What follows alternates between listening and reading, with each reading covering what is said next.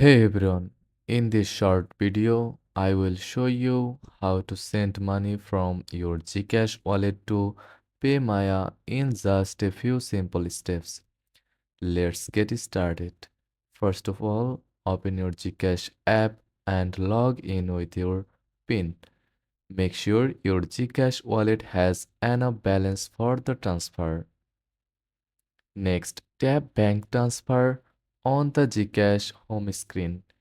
This option allows you to send money to PayMaya since PayMaya is listed as a partner bank.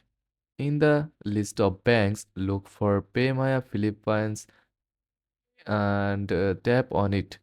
This will open the transfer form. Now fill in the details.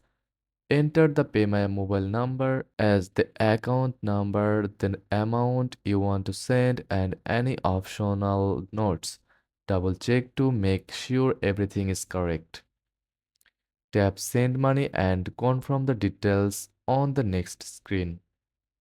Once everything looks good, hit Confirm. You will receive an SMS and in-app notification once the transaction is successful.